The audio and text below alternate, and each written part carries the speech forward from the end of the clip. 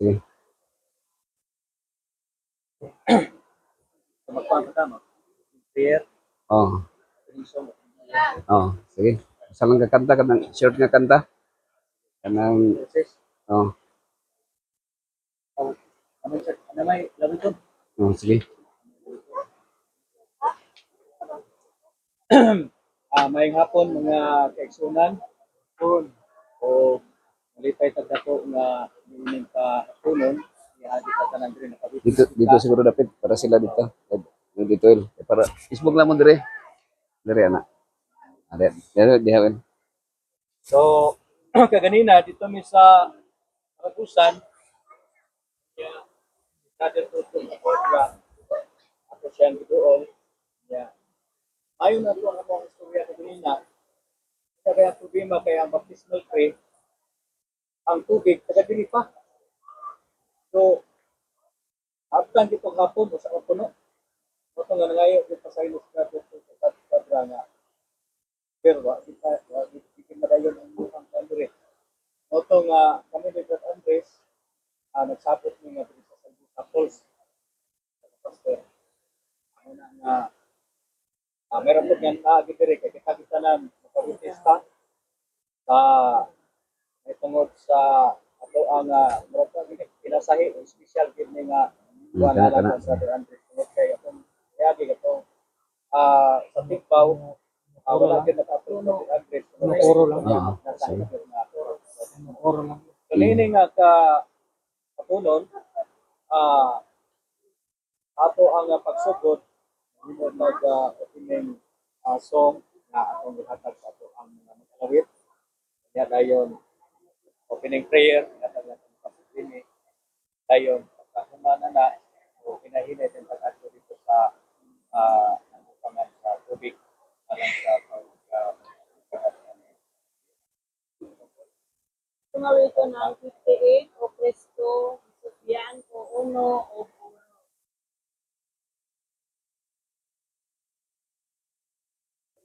O Presto, Jesus, diyan ko, ang tanang madauran,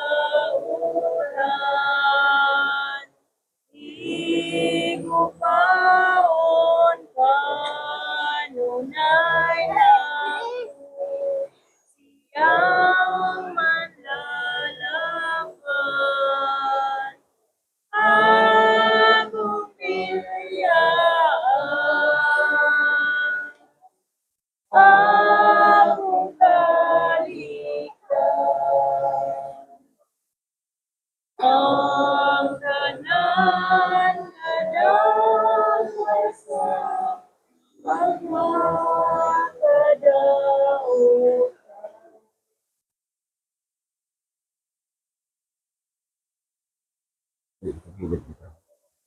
So, di pa ko mag-prayer.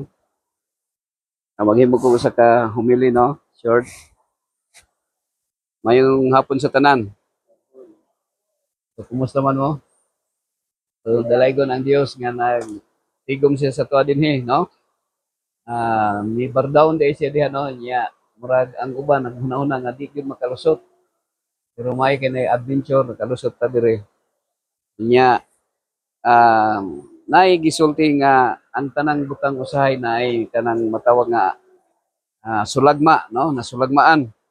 Pero niining kalibutan na mga igsoon, wala man gyud sulagma, no? Nga mahitabo nga ang tanan do na gyud purpose o do na gyud katuyuan ang Ginoo, no? Nga naata karon dinhi.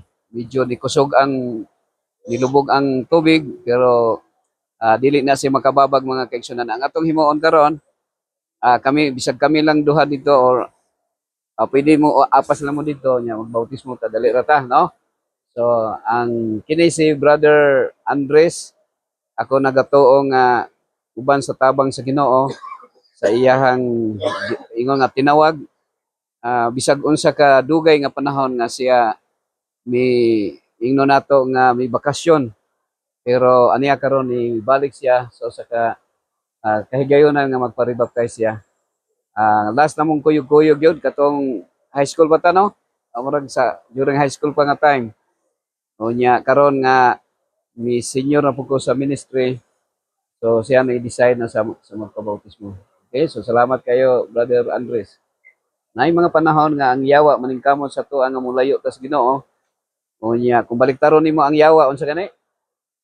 Kap away, away or awi malayo ka sa Ginoo nag-away. So dunay mga panahon nga ipaaway ta sa Ginoo. Ako isulti sa inyo ha. Kita ni ining kalibutan na permitang na dunay away, no? Dunay gira, no, sa politika, isa sa simbahan o sa ingno nato sa secular. O gani kita suito man kita diri Brother Gerson, Pasyal, nga ang mga kalihukan pa sa unang panahon, mga NPA naamang gyud diri di man gyud mawala ang NPA kay part man na siya sa programa pud sa gobyerno, no? Kapitan, kay kung wala na po NPA, wala na po sweldo ang mga sundalo. Kay wala na po sila gukuron nga mga rebelde. No? Pero ako isulti sa inyo ha, bisan sa mga pulis nga ako ang ginatamag kuan isip life coach nga kung do na may rebelde nga nibalik sa sabakan sa Ginoo, sabakan sa gobyerno, kung wala na siya mobalik sa sabakan sa Ginoo, rebelde gyapon siya, no? So ang rebelde katong nagsupak sa sugo sa Ginoo.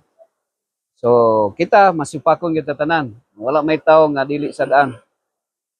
As long as we live, no, baliktaron ninyo ang live, Nel, evil.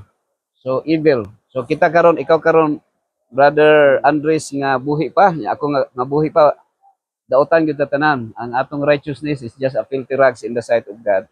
So mahimong buotan na ta kung mamatay na ta kay nga naman ang kanang patay na imo nang kasab-an, imo nahang kanang sultihan og sakit nga pulong, di na gyud na siya masakitan. Imuha ng kusion ang tiyan, di na gyud na mobalo sa imuha. Katong tawo nga buutan, katong gisulod na sa morgue o katong gisulod na sa kahon. O katong naa sa minteryo, mao gitong buutan. Kita karon nga dautan buhi pa, mulikoy gyud ta, no? Nay panahon nga mulikoy ta. O ang paglikoy sa tao dili literal nga makita nimo nga nag-inom, nagsigarilyo, bisan pag mga pastor, no? Bisan pa sa mua. Kana ganing gitawag nga desire to exalt self, that is deceptive sin. So makasasala gyapon, no? Gingina gani ang paresyo ni Jesus sa 8:44 pan Cupboard, gingon dito nga kamo gikan sa inyong amahan nga maong yawa, no? Nabay nakasulti sa imo ha, Brother Andres, nga ikaw ang imong amahan yawa, wala no. Pero si Kristo giingnan niya tong mga pastor sa unang panahon. Mga pastor yun to, kay paresyo man. Giingnan niya nga ang amahan maong yawa. Ngano man kay kita yawan on magyud ang atong mga kinaiya.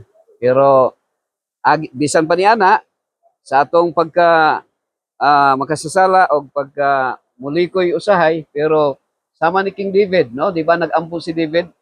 Ningon siya nga, create in me a new heart and give me a right spirit within me. No? Baguha ang akong kasing-kasing. So, ang pagiging born again, wala nagpasabot nga dito sa Raka Nicodemus. Ang born again, bisan si King David, nag-born again siya. Sa panahon ni Nicodemus o sa righteous man, giingnan siya ni Jesus, you must be born again.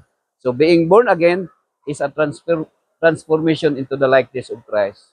So sa gira nga atong giapilan karon, wala tay armas nga sama sa 45 caliber or M16 Armalite. Ang gihatag sa ato nga armas prayer ra gyud, no? Pag-ampo lang, no? Kung naa kay kaaway, iampo, no? Konsel Gerson, iampo kung naay kaaway nimo. Unya unsa may bulletproof nga ihatag sa Ginoo sa tuwa? Kay kung makigira ka, kinahanglan nato kanang taming sa atong lawas nga di ta madutlan ang mapusilan.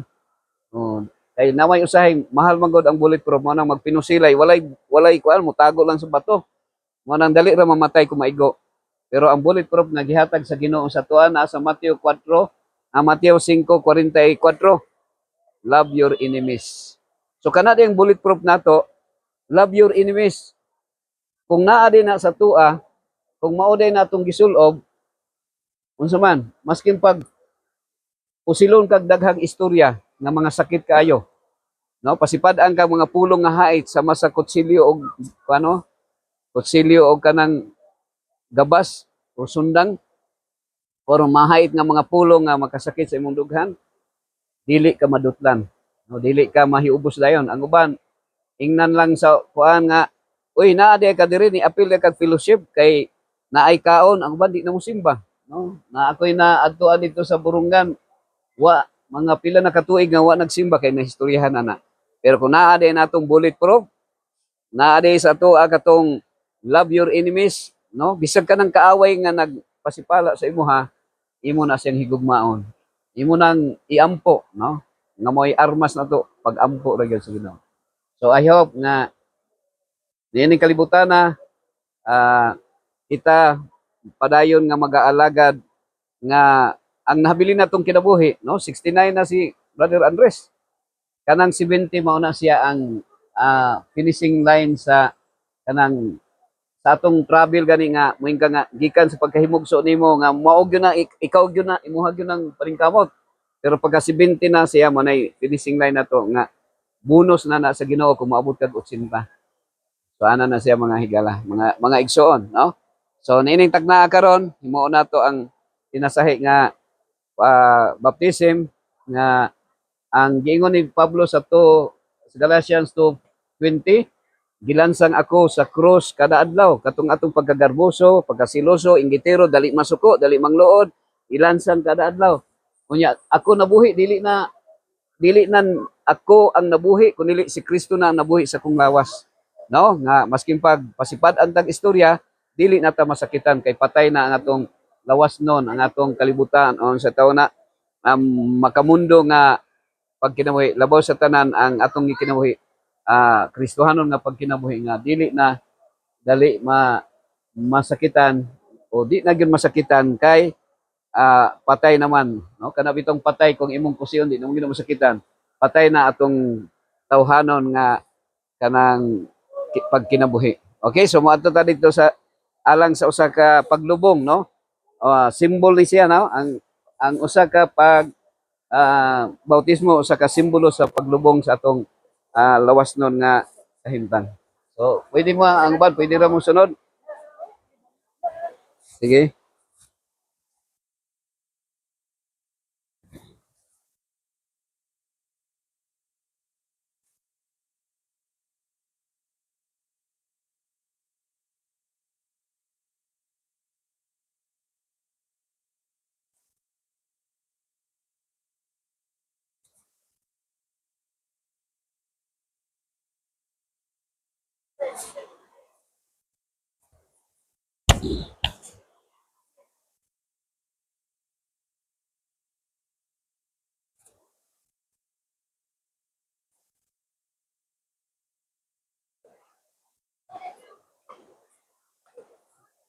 Tugnaw yun, no?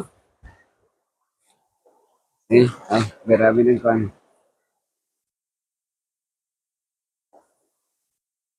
Mukuhan mo ko sa kakanta. Katong I surrender all. Katong gikanta na to kanina. Katong gikanta. Sige, sige. Oops. Sige.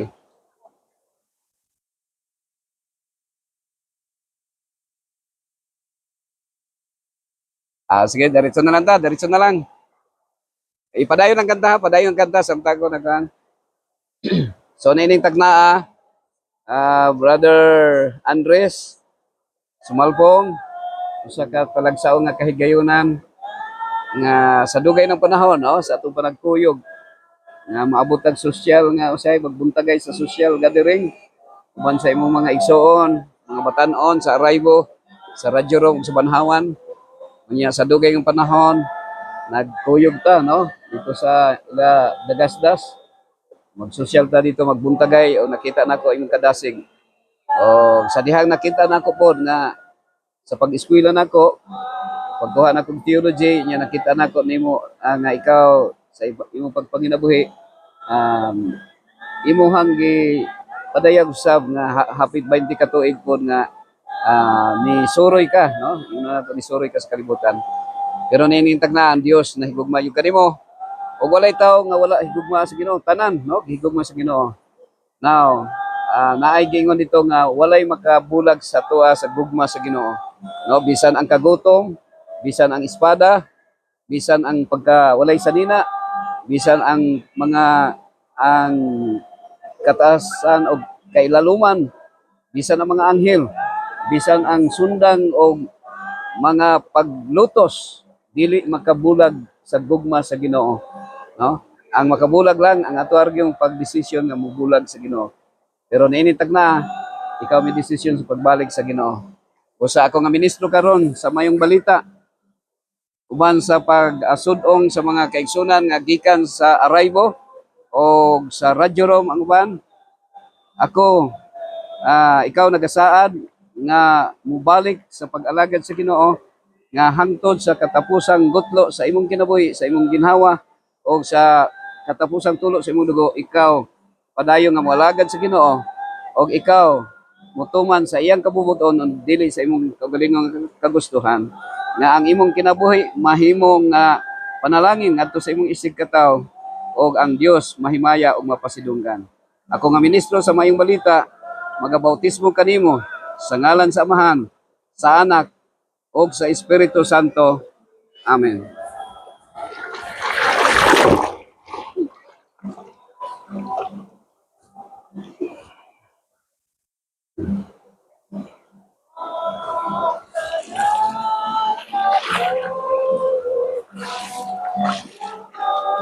So, diri ka. Dahod ka diri, dahod.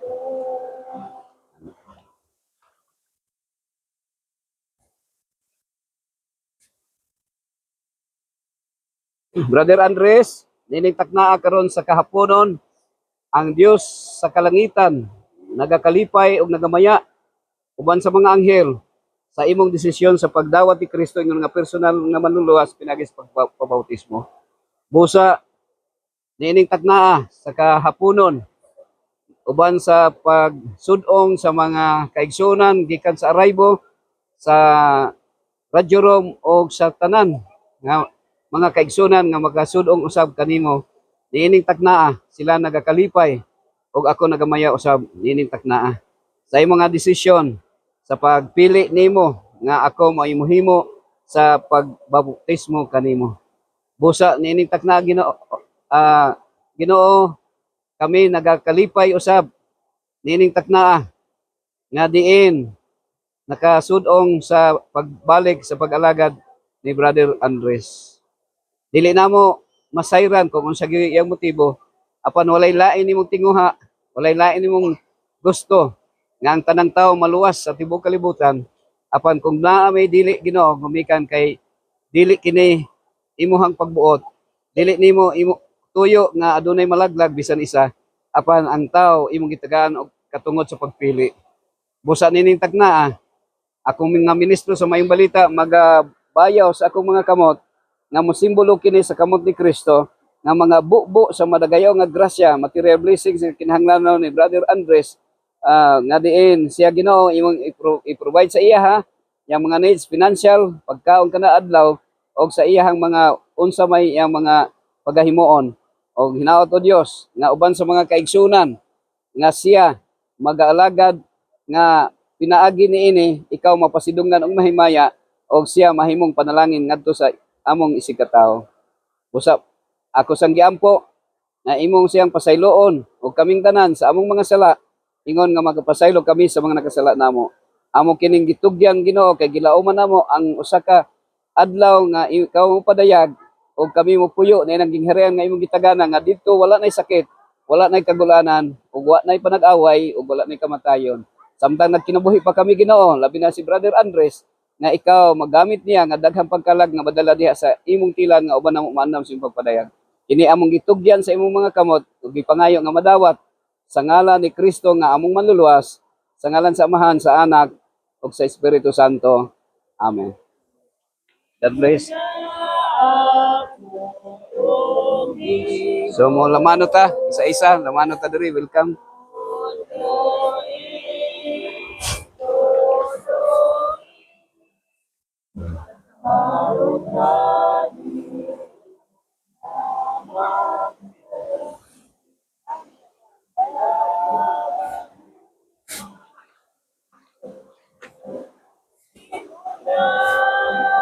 Okay.